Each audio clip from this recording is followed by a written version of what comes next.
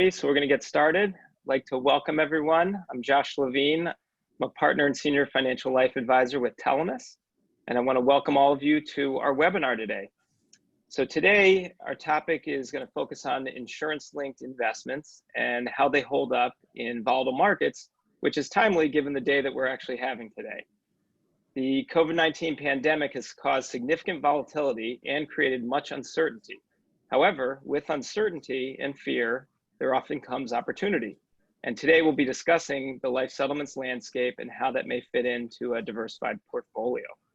So I'd like to introduce our presenters. We have Richard Volutes and Scott Romanick with Air Asset Management. Thank you both for joining us. Thank you. Thank you. And just a little bit about both Rich and Scott. So Rich is Rich is the Chief Executive Officer at Air Asset Management, and he's responsible for overseeing and directing all of their overall strategic growth and initiatives. He has over 20 years of financial services experience and has closed over $1 billion in transactions for companies and investment products. And his primary focus since 2006 has been in the life settlement business. And he actually also is a graduate of the University of Michigan. Scott's responsibilities include the implementation of strategic marketing initiatives, fundraising, development of client relationships, and providing investor relations support to Air Asset Management's investors. And Scott also has over 20 years in the investment management and financial industry and is a graduate from Arizona State. So Rich and Scott are going to be going through their presentation. They have some slides that they're going to share with everybody, but please throughout, we'd like it to be interactive. So feel free to ask questions through the chat or the Q&A button, and we will incorporate those as we go. So Rich and Scott, I'd like to turn it over to both of you. Yeah, thank you, Josh and Matt, and to everybody at Telemus for allowing us, the time today. I know everybody's time is very valuable, and we certainly appreciate the opportunity. I think it's an interesting asset class. Josh, you kind of alluded to the fact that with recent volatility, and particularly a day like today, many investors are looking to seek alternative yield.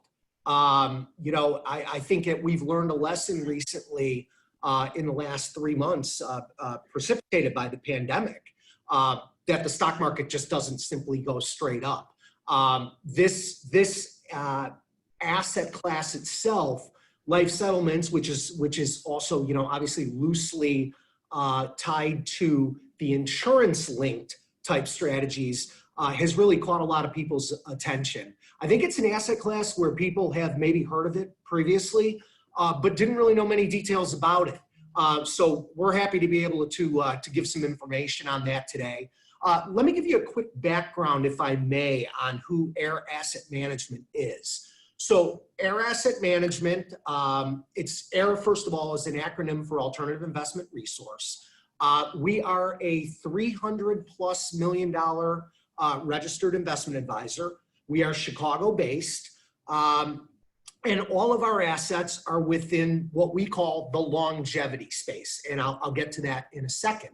One thing that's very notable that I wanted to point out is we feel one of the advantages that we have at Air Asset Management is our affiliation with a group called Carlyle Management out of Luxembourg. And that is Carlyle with an I, not a Y. It is not the private equity group from the East Coast.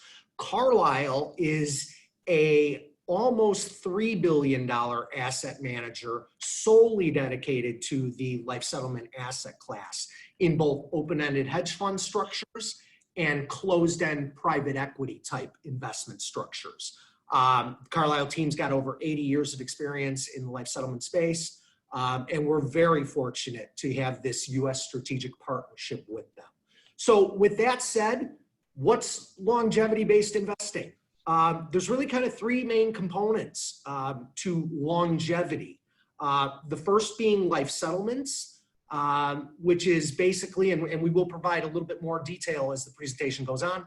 Life settlement is basically the purchase and or sale of a life insurance policy.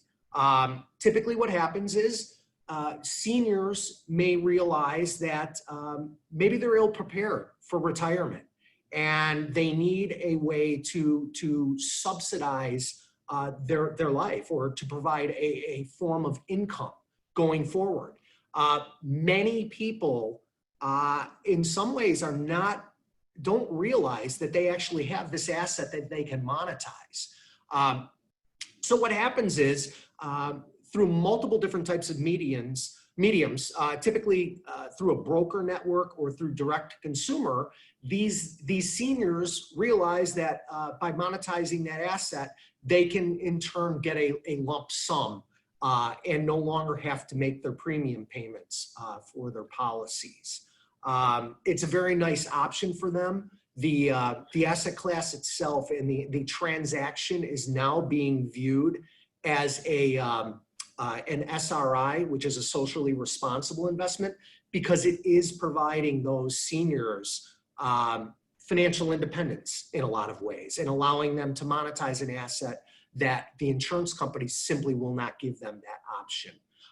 So we'll dive a little bit more into life settlements as we progress here, but I just want to kind of cover the aspects of longevity-based investing.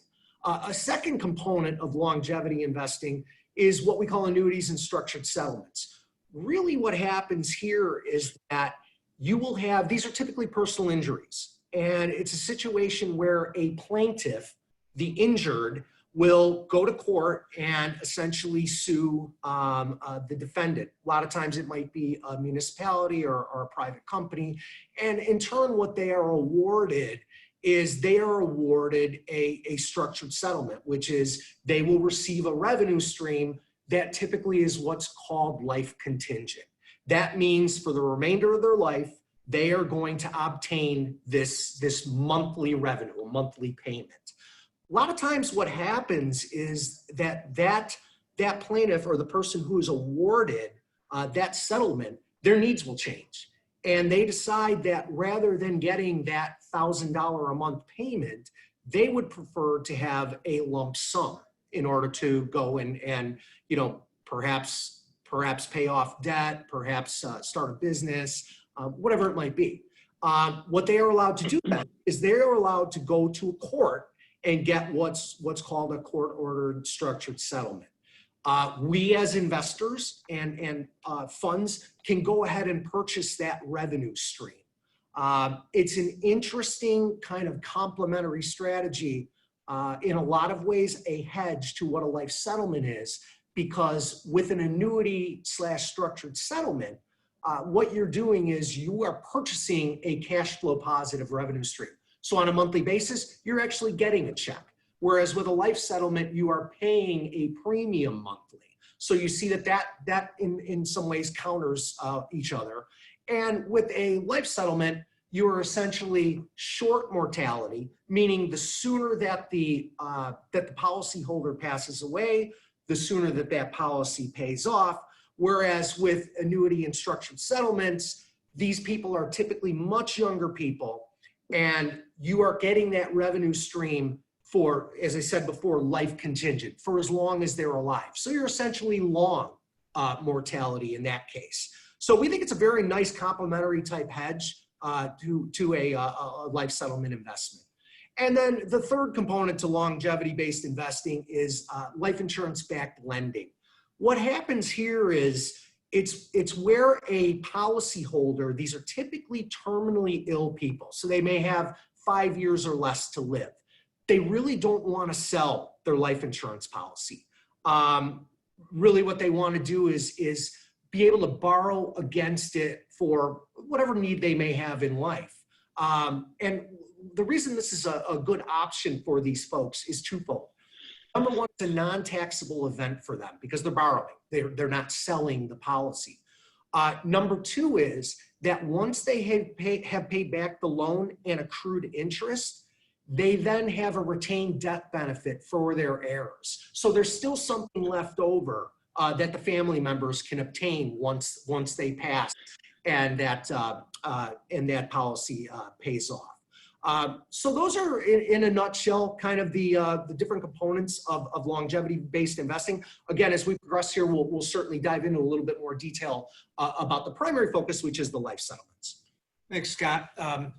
I'm going to get into a little bit about where this fits inside of a portfolio, and then we'll cover a little bit more detail on what a life settlement is, and then talk about, what's going on in the insurance industry, given this current, pandemic and global crisis that we're all aware of.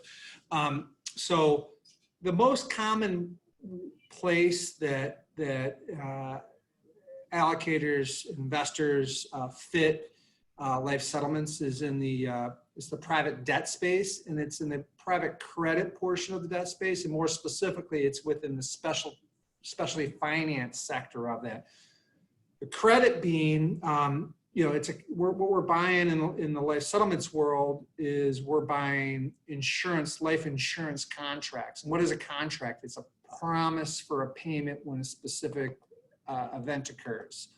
And that promise is backed up by a pool of assets that's super senior to the capital stack and a guarantee from a rated insurance company.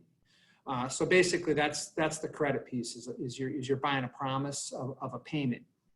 The specialty finance is it's not a guaranteed payment at a specific period of time. It's a guaranteed payment at a time that is causal on an event.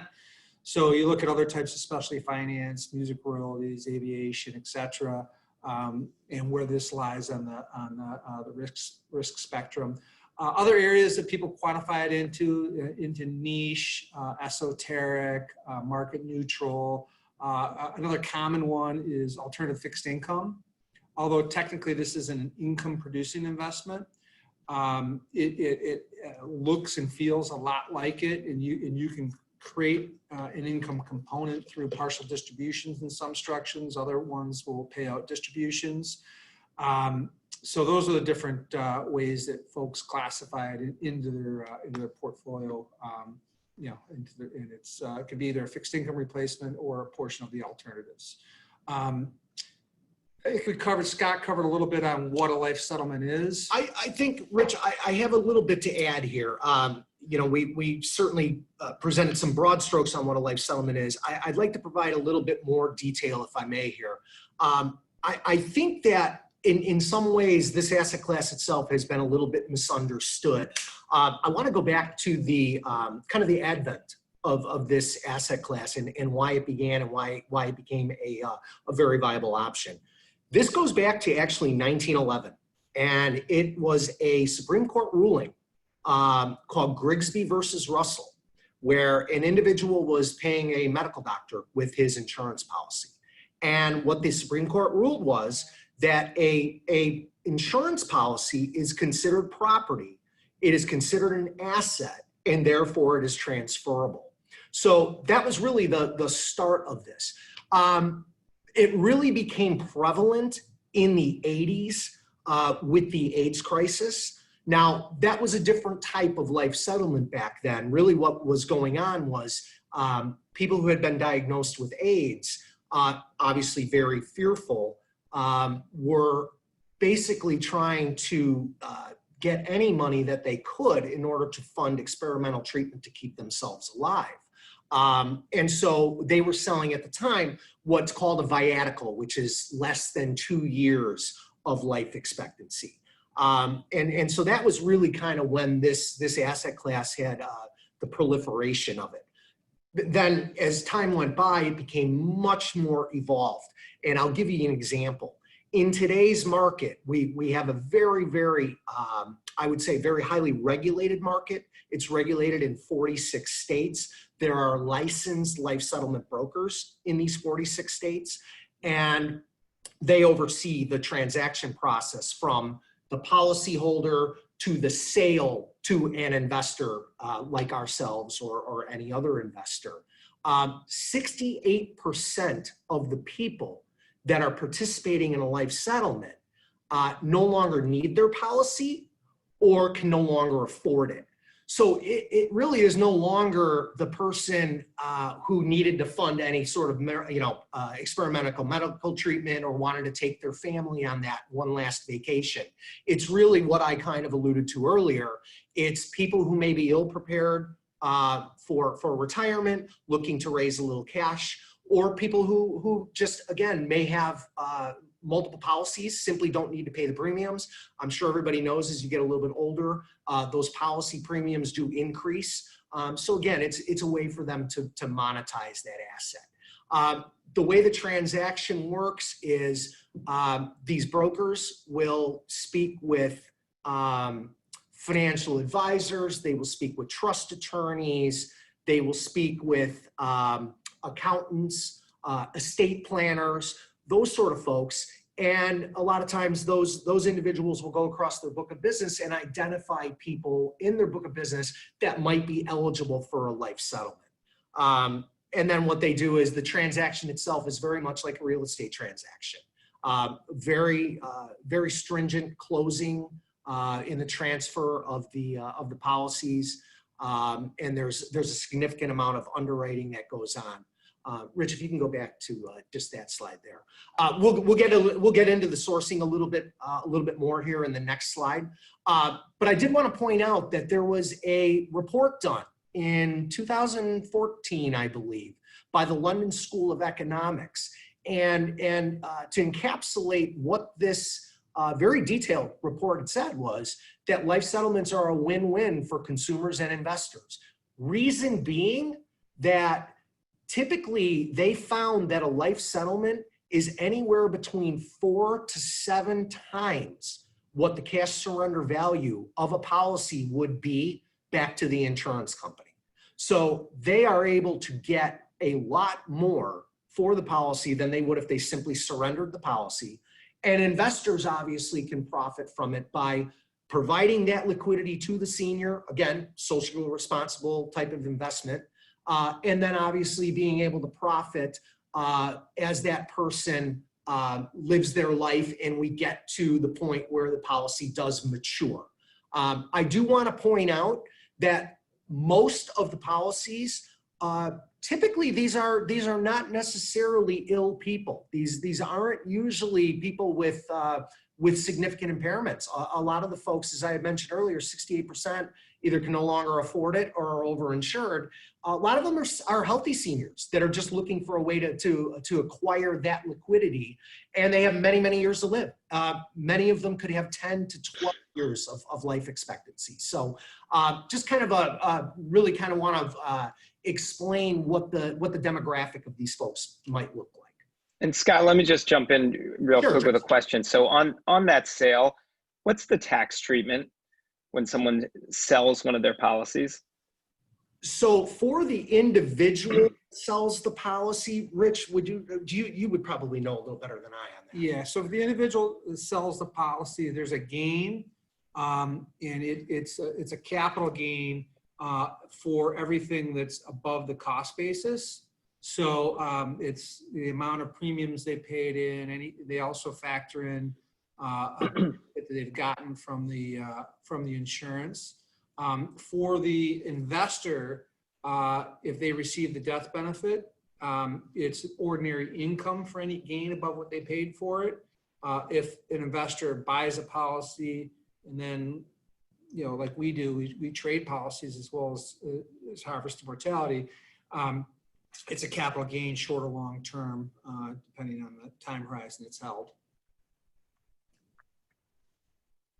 So that's in a nutshell. That's really kind of the demographic and really what maybe a little bit of the process of acquiring a life settlement. I'll follow it up by saying I'm sure that our audience has probably seen plenty of the commercials that are on television where you might see the senior couple on the grass with the golden retriever running around.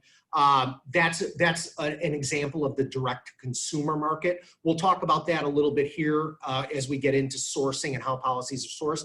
But I think, again, it's one of those asset classes that the more you hear about it, you've probably seen it and probably will recognize it. So I'll turn it over to Rich to talk a little bit about the sourcing and how this actually transacts. Yeah, and there's 3 markets for life insurance. There's the primary market for life insurance is when the insurance agent or financial advisor, basically recommends or sells a life insurance policy to a consumer. The consumer buys it directly from an insurance company.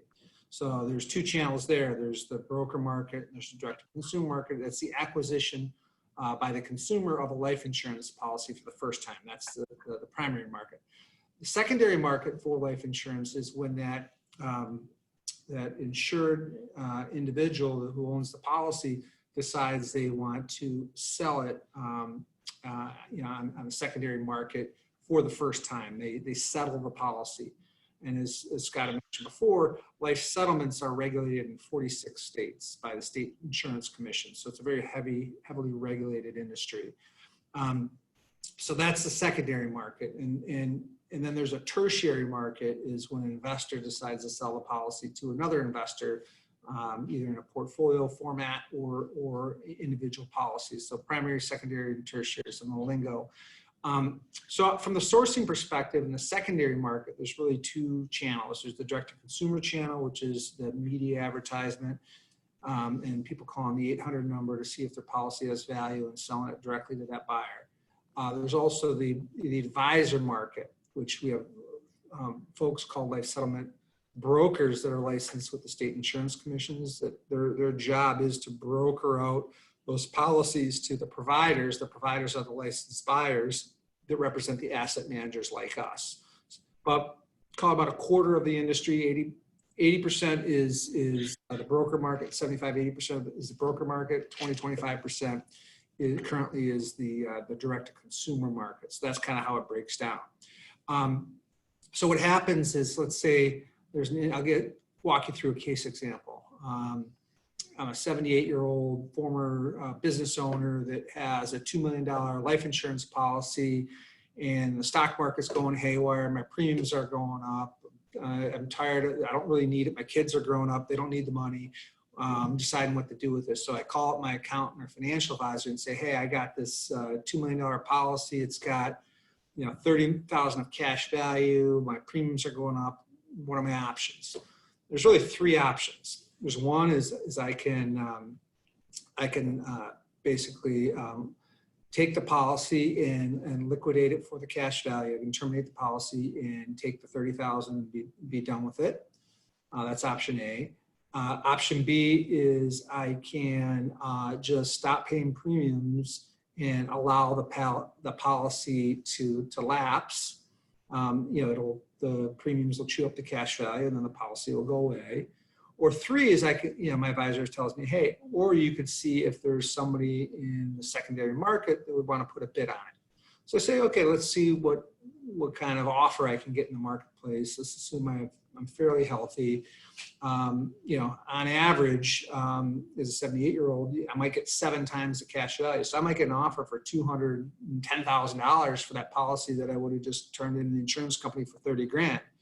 Why would somebody pay $210,000 for something the insurance company gets for 30 grand? Well, the investors, what they do is they have the ability to re-underwrite the individual using the same process that individual was underwritten maybe 25, 30 years ago when they got that policy.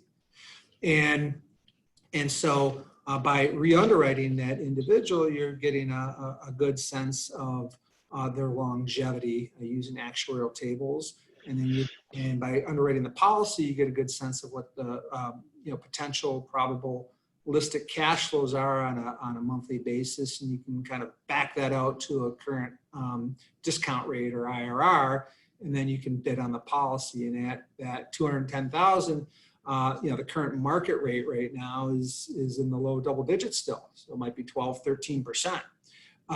So I can get a highly rated insurance company credit for double-digit returns in this market as an investor. That's a pretty appealing prospect. And so that's then that's the valuation and pricing side of it. When the brokers go out, they bid, they get a bunch of offers from investors. When people call on the direct-to-consumer line, they're just getting one offer from one investor. So the direct-consumer line, the direct-consumer market tends to transact more quickly, but at a cheaper cost. So better for investors, a little lower prices for consumers, but ease of transaction for consumers and speed of transaction for consumers. So those policies that tend to transact in the direct-to-consumer market tend to be smaller, 100,000 to $1 million. And then the broker market tend to be larger, called $500,000 to 10 million, and policies have settled up to 100 million. So, those are the jumbo policies, the 10 to 100 million. So those are the kind of different categories. The closing process in the secondary market typically takes 2 to 6 months because you're having to do an intense amount of paperwork. It's kind of like a real estate closing where there's title, there's verification, and money in escrow, and just a lot of due diligence and documents. So we use servicers that help us, go through that due diligence and close on the financial product. So that's the transaction process. As Scott had mentioned, I think over 75% of seniors don't even know life settlements is an option. So they're just lapsing their policies without even knowing this is a choice. And that's Rich, let me elaborate on that. That's a good point because we actually just obtained some data yesterday from it's called LISA, which is the Life Insurance Settlement Association, that shows now that 90% of insurance policies, and there's over 17 trillion in insurance in force in the United States, 90% of that lapses. So, a lot of that has to do with the fact that many people still, Rich had said, only 25% of people who are eligible for a life settlement are really even aware that they can actually do a life settlement. What's happening in certain states right now, Florida being one of them, is that when a policy itself is in jeopardy of going into lapse, the state insurance commissions are requiring them to notify the policyholder that a life settlement is an option. So slowly but surely, via word of mouth, via direct to consumer, via state insurance commissions mandating things like that, slowly but surely, more and more people are starting to realize that a life settlement's a great option for them. So as Scott had mentioned, this $17 trillion figure is based on a 2014 report. Current estimates are over 23 trillion today. Point of this slide is really to show you the size of the life settlement market and the life insurance market. So life insurance market, over 100 billion is lapsed or surrendered each year by seniors. That's a huge number. And then from a demographic standpoint, the senior population is looking to double. And as we mentioned a few times, it's a highly regulated space. So the current projected market volume is expected to increase. The current total size of the life settlement market is estimated to be upwards of 130 billion. And when we talk in life settlement numbers, we typically talk in total death benefit. So just to give you some statistics on the size and growth of the insurance market and the life settlement market. And feel free to ask questions along the way. We can make this interactive, but also note that we're going to leave plenty of time at the end for conversation and Q&A as well. So then the question is, okay, how do you price the risk? Where's the risk in the asset class? And how do you price it, and how does that work, and how are investors getting compensated? So I'll walk you through the risks and then how you're getting compensated. The number one risk is the mortality risk, and that's just, how do you know? We buy a life insurance policy. How do you estimate mortality? How do you know when you can expect to receive a death benefit? As I mentioned, we do re-underwriting, but for any given policy, you have no knowing how long somebody's going to live, regardless of the information you have. But what happens is when you amass a portfolio of a couple hundred policies, the cash flow the cash flow curve off of that portfolio tends to be quite predictable. Longevity doesn't move around like the stock market. It's a relatively predictable thing that's over the 20th and 21st century. With the exception of recently, has gotten longer in the U.S. Life expectancy has actually gotten shorter for 3 years in a row for the first time since the Spanish flu. And so, a lot of that is due to the opioid crisis, et cetera. But the general trend is still longer. So we factor that in to our models when we take a look at it. But you're getting paid 5% for taking that mortality risk, which is the biggest risk. The second biggest risk is what I call the transactional risks, or the other risks.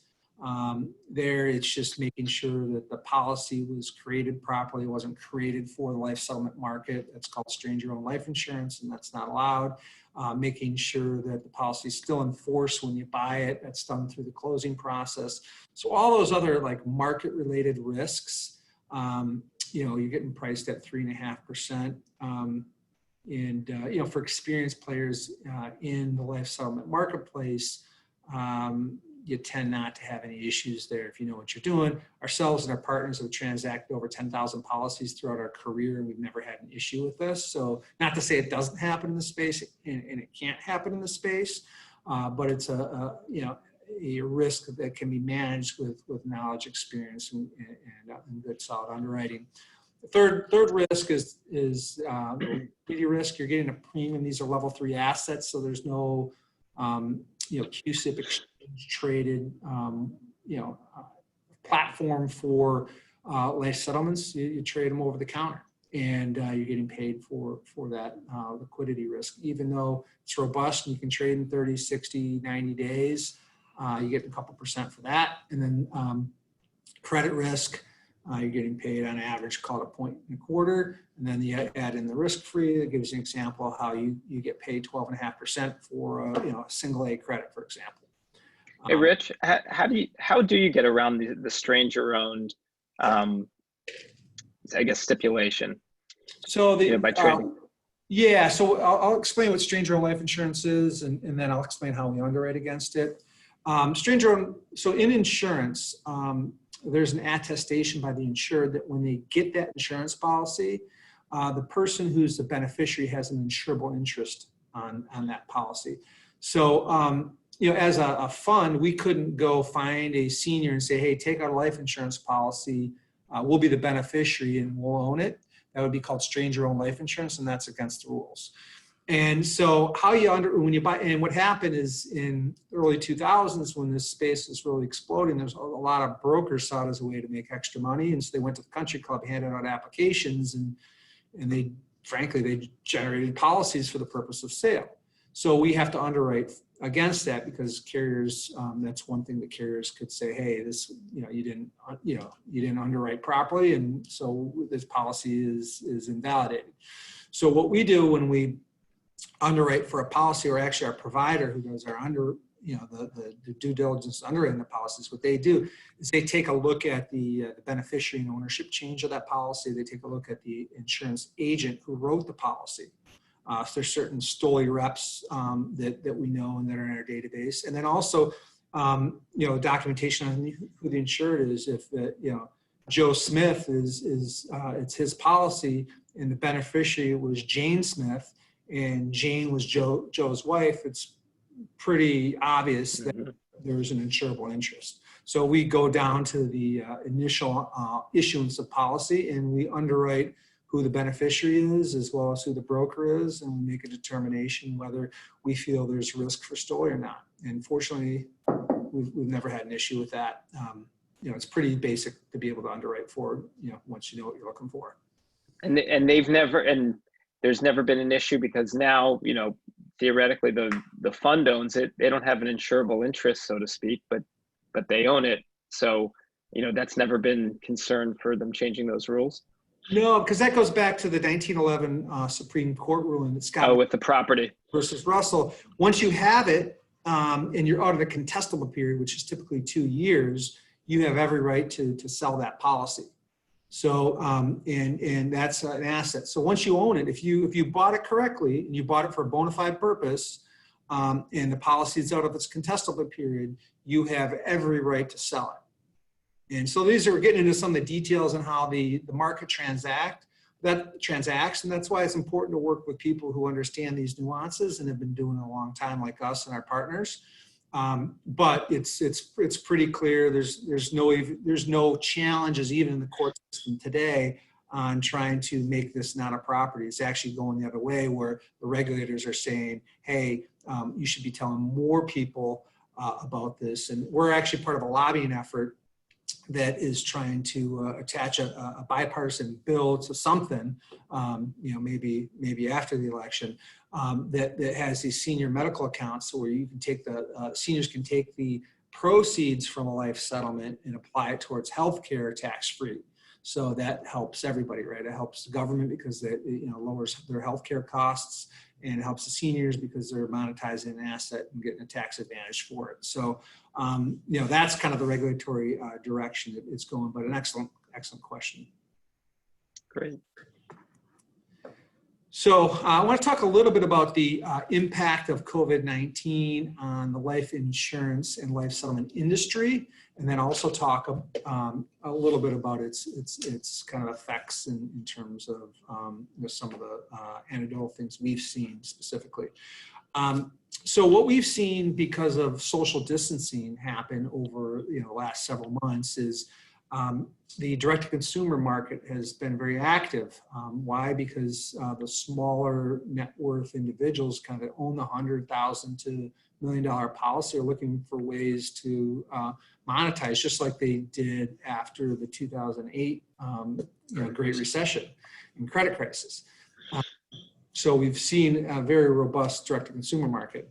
The secondary market, that's when you're working with your advisors. They tend to be larger policies, wealthier individuals. We've seen a slight reduction in activity due to social distancing in order to get the notarizations and get the advice and go through that whole process of selling a policy. It's taken a little longer. People are moving a little slower. Also because, let's face it, this is the senior population. They're at high risk. So a lot of folks are saying, hey, as an asset for my estate, I don't need the liquidity necessarily, for lifestyle. So might as well keep the asset inside the estate until we have a ability to really size up, the real probability of this affecting me personally. And then the tertiary market remains active. We've seen a reduction in volume of activity in the tertiary market, although it's still robust.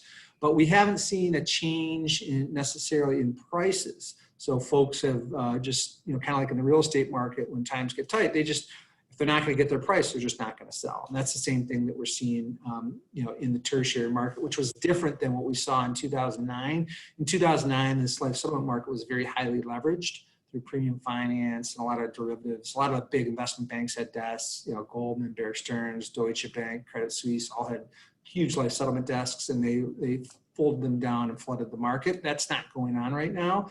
You're seeing a different type of investor, the Apollos, the Blackstones, the Berkshire Hathaways, the Oak Trees that have life settlement portfolios. They're also sitting on a lot of cash. So the big players in the market don't need to liquidate. And so you're not seeing a ton of distressed sellers out there. And folks that have life settlements have enough money to pay the premiums. So, you're seeing an active market, a little lower volatility, or a little lower volume. And they're continuing to produce uncorrelated returns in a market that's zigging and zagging with a lot of volatility. Scott, you want to cover? Yeah, sure. So I know a lot of people, obviously, with the situation that we're in with the global pandemic, a lot of fear out there. Hopefully, as time goes by, hopefully people are becoming a little bit more comfortable. But certainly there have been questions on how the global pandemic itself, we're obviously in the mortality industry in some ways. So how is COVID affecting portfolios within the life settlement space? There was a preliminary report done, and I emphasize the word preliminary because it is new, and the report I speak of was done very early in the pandemic. It was done back in mid to late March, and it was done by one of the larger, we've mentioned, provider, a provider in the life settlement transaction is really they are the buy side broker. They're the ones that will represent the policy sellers and present those policies to investors. And what many of these providers are as well is they serve as an independent medical underwriter and or an actuary. So they do the number one way that you price policies in this is you have to determine what the life expectancy of a policyholder is, because that's going to affect your cash flows, hence affect how much you want to pay for the policy in order to achieve a certain return.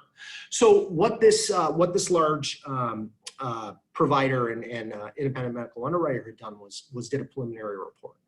And the report was done where it had said the assumption of 275,000 deaths in the US. And I emphasize US because all policies within this asset class are US-based policies. They are typically universal life policies. So US deaths are what would be relevant here. What they found at 275,000 US deaths, the median age of a person who has a life settlement policy is roughly 85 years old. That segment of the population was found to be 7.5 to 8 times more susceptible or vulnerable to COVID-19. Hence, it was going to have a disproportionate effect on that age group. Well, I don't know exactly where we are today, but we're roughly around 130,000 US deaths, somewhere in very close to that number.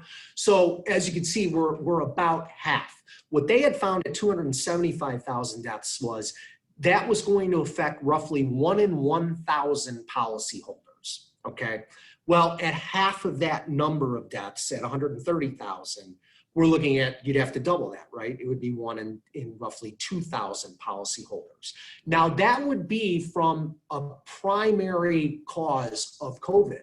But what we have found is that people have passed, and it's really in some ways anecdotal.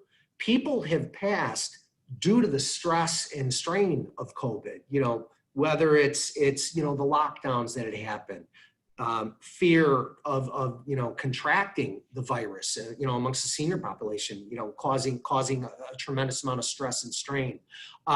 So we think that anecdotally there may have been more deaths than that, but yet these numbers again it's very early, it's preliminary, but that just kind of gives you a rough estimate of what the expectations were. Yeah, so we don't see any strain on the life insurance company's ability to pay the death benefits. They remain strong. Yes, we've seen an uptick in overall mortality amongst the senior population in the life settlement industry. It's nothing, thankfully, obviously for the senior population, it's nothing, crazy, but it exists. So I want to open it up. We talked a little bit about who Air Asset Management is and a little bit about the team.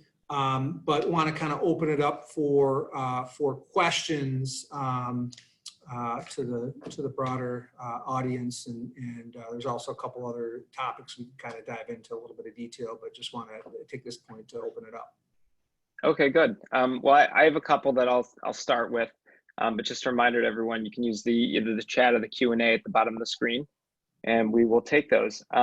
So, guys, I just curious for those familiar with life settlements and the types of returns that you can see in portfolios, for past number of years, they've been anywhere in the, low double digits to, low teens. And I guess the question is, do you think that this is sustainable, to be in this range, or, is the expectation that, those returns are going to drop to maybe, more like single digits? They're definitely going down. And the reason they're going down is because of the success of the space becoming institutionalized amongst investors. I mean, pension funds, large private equity firms, large asset managers, largest in the world, sovereign wealth funds. There's a lot of money pouring into the space, which is great for the space because it's requiring a higher degree of sophistication amongst the infrastructure, the service providers. The regulatory, knowledge is gone up significantly. I know just anecdotally, we had we're a registered SEC investment advisor, and we had our SEC audit, and the SEC was wonderful to work with. They were very collaborative, and they were in our offices for a week, and they wanted to learn about the asset class, and we spent a lot of time educating them on that asset class. And it was really good to see that, from a regulatory standpoint, that they weren't being predatory, and they were being supportive of what we're doing in this asset class and just want to understand it. So I think it's very, very healthy that the asset class is growing, but the price that you're going to pay for that is the returns are going to come down. Do I think that the top managers in the space like us can continue to produce double-digit returns for the foreseeable future? Yes. What's going to happen is kind of the market buyers' returns are probably going to pop into the high single digits. And then the alpha drivers in the space, probably still going to be able to produce double-digit returns. And, what you'll see in a year like this, where you have a disruption, you'll see in closed-end funds, which are private equity style vehicles, you're not going to see any change in the return because that's purely driven off of mortality.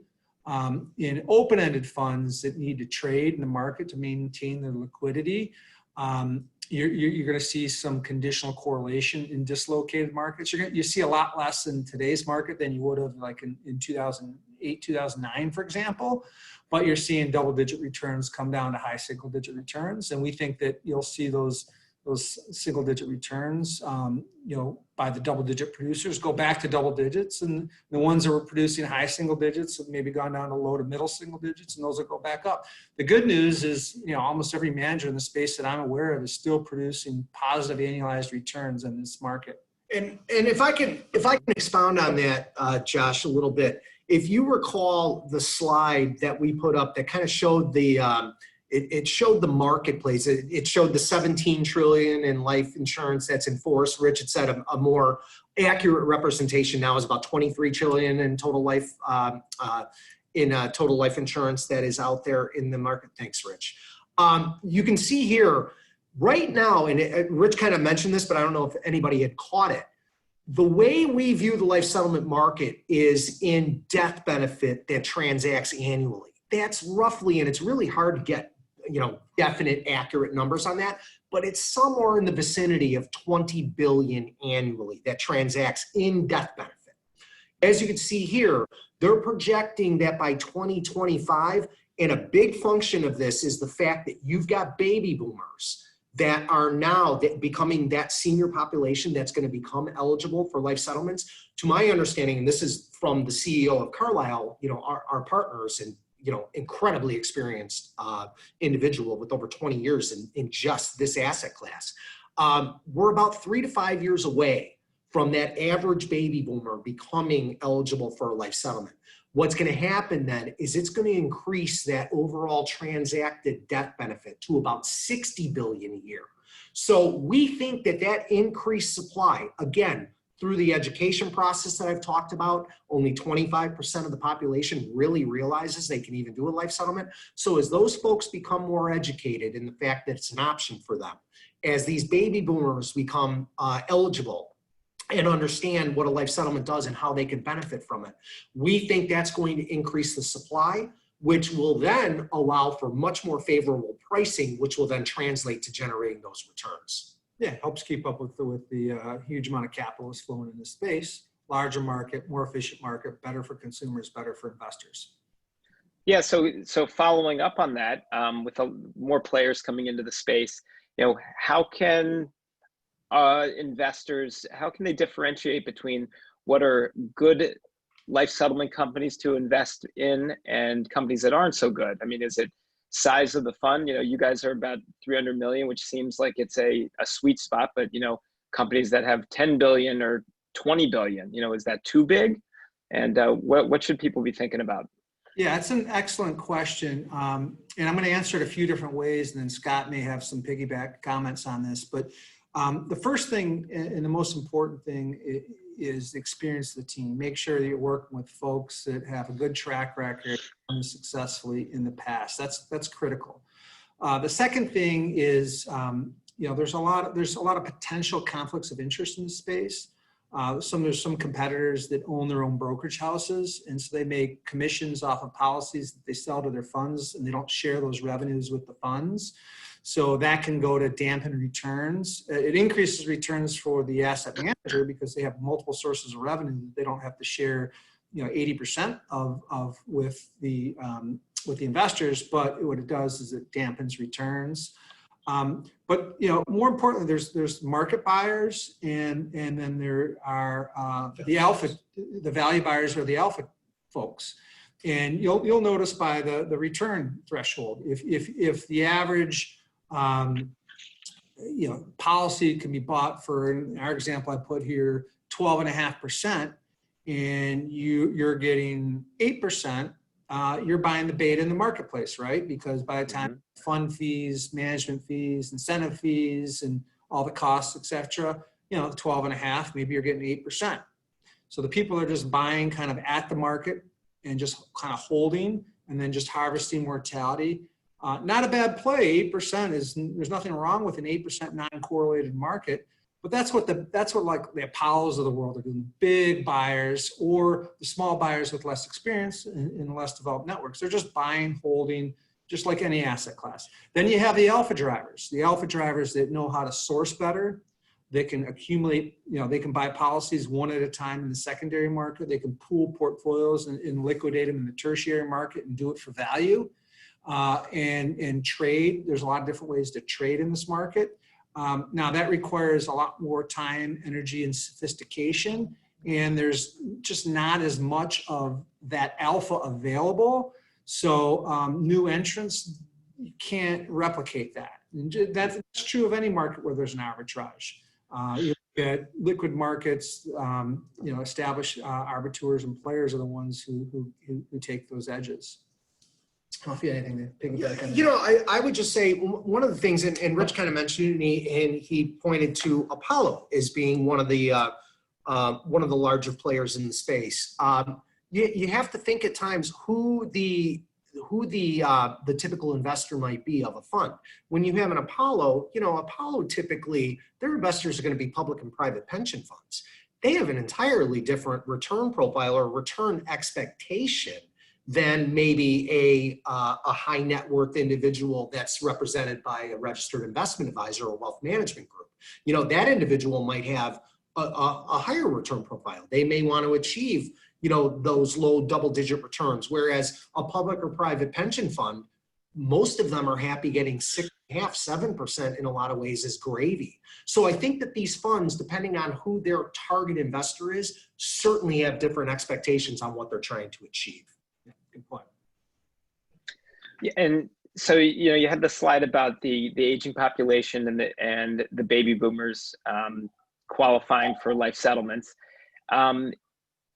I know you mentioned, the fact that the last couple years, life expectancies have actually gone down a little bit, but I guess, one question, that's come up is from a valuation standpoint, does that evolve, and is that, recalibrated, as people are actually living longer, overall science is improving, things like that. And how does that factor into these policies when, maybe you're holding something for 5 years and then a valuation changes, and then that changes the value of the policy and the investor's portfolio potentially? That's an excellent question. Let me start this out and I'll let you go into a little bit more detail.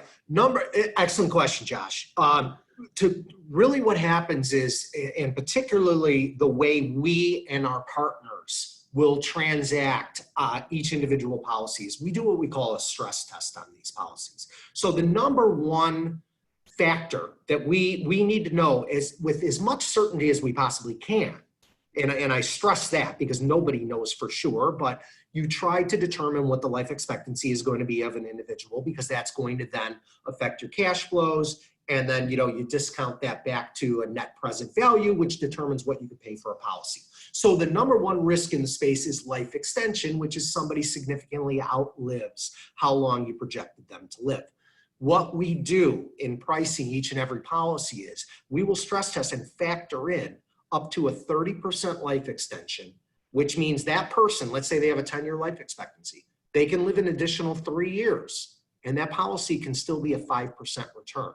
At a 40% life extension, so on that same 10-year life expectancy, the person lives 4 years, it can still be a break even.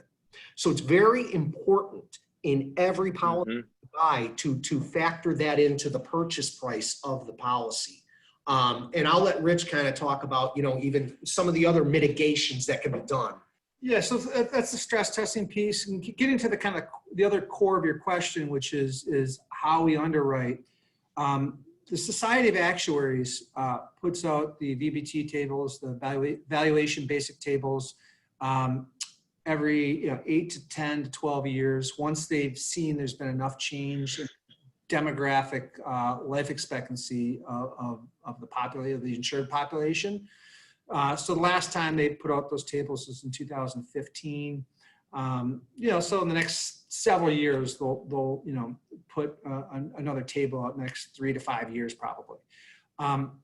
So those are the underlying tables which we base our mortality on. The way that we do our life expectancies is we basically use those tables and adjust them every 8 to 10 years. And we apply a mortality multiplier. We take a look at the long-term trend line and we put like a 0.5% extension per year into our models. And then what we do is we go to these third-party life expectancy providers, different from the providers that transact the policies, but the life expectancy providers that Scott was talking about earlier that are the actuaries that do the medical underwriting outsourced for these individuals. We go to them and they create a cash flow, a life expectancy curve that says, okay, here's the probability of persons living each particular month. And then we apply those tables with the policy premiums and the death benefit to the cash flows, and we do a discounted rate. So basically, those VBT tables have millions of data points, and they adjust, but they don't adjust as quickly as, let's say, maybe some of the proprietary tables that are produced by some of the LE providers, which have smaller sample size populations and have caused some issues with more volatile, repricing of some of the competitors that use those more aggressive tables. So we use the more conservative government tables or Society of Actuary tables. Great. Well, I want to just be mindful of our time. Looks like we are right up against the 1:30. So wanted to thank you both. Thank you, Rich and Scott. And let everybody know, if you have additional questions, just please feel free to reach out to us. We can get those questions over to Rich and Scott and get you a response back. Guys, anything to leave our audience with? Yeah, Josh, I do really quick because this does come up quite often. So I wanted to make sure we hit very, very quickly, very briefly. A lot of investors will ask the question, how does the taxation work in participating in a life settlement investment? And what I would tell you is it's twofold. You can have a blend, a combination of ordinary income and long-term capital gains. Typically long-term capital gains. It would be capital gains, but usually it's long-term because policies are most commonly held for more than a year. A death benefit itself, so maturity in the portfolio, would be ordinary income, and any sales of policies would be capital gains. So that's a question we get, and I'm sure it matters for your audience. Absolutely. Well, very good. So Rich, if you can just go to the end of your presentation, just so we could see the very last page. That'd be great. That way we satisfy the compliance world. So there you go. All right, very good. Well, thank you all for attending. Thanks again, Rich and Scott, and we'll see you soon. Thank you, guys. Thanks for having us. Appreciate it.